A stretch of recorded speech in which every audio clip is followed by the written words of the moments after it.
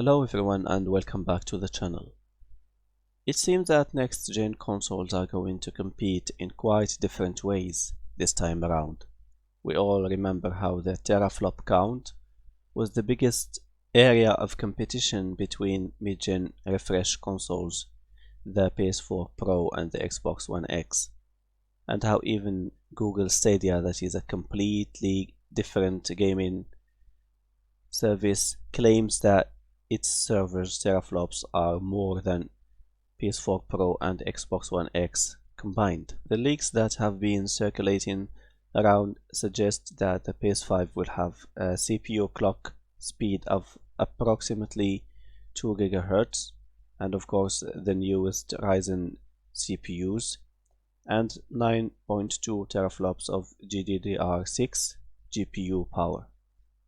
And since Mark Cerny confirmed that ray tracing is going to be included in the PS5, it's safe to assume that AMD has been generous to offer hardware not yet available to the public market to Sony.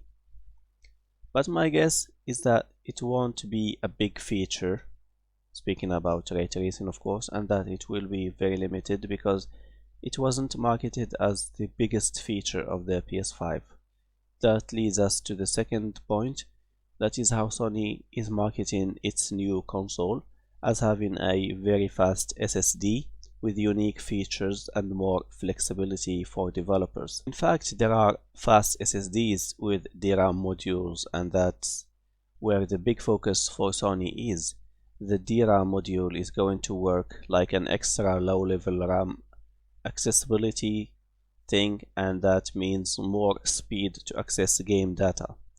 Hence the Spider-Man video leak, staggering difference in loading times between the PS4 Pro and the PS5.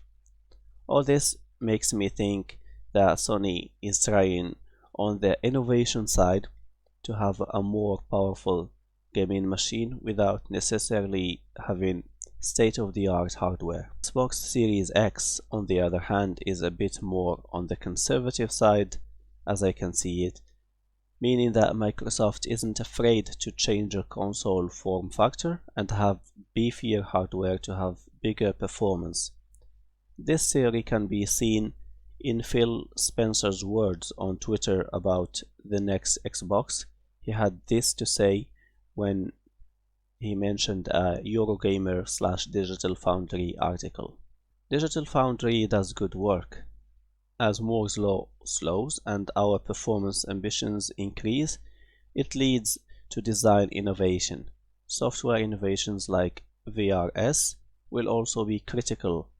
Xbox Series X rewrites the rules of console design, and the power level should be extraordinary. Phil Spencer's words are clear here. Moore's law can't keep up with the technological innovations and needs, so gaming consoles would need more power from what they can have in the CPU market.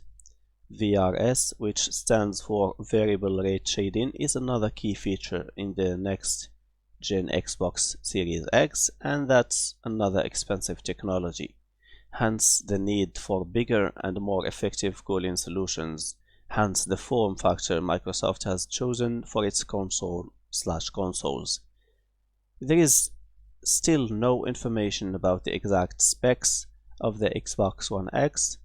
Heck, there isn't even little to no leak whatsoever so far. But I am confident that in terms of raw power, the Xbox Series X is going to be more powerful. How more powerful? And to what extent is still a question that begs itself. I think what Sony chose as hardware has to do with the success of the PS4 Pro compared to the more powerful Xbox One X. Price has also a big say, and I think Sony wants to keep the PS5 price at what console gamers generally think acceptable. It is a double-edged sword really.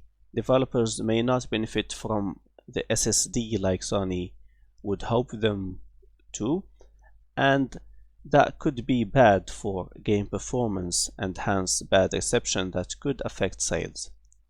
However, everything will be the reverse if the games perform as intended. On the other hand, the capabilities Xbox Series X is rumored to have, and the hardware inside it, will make it very difficult to hit something lower than $600, even assuming that Microsoft might sell its consoles at a lower price than manufacturing costs.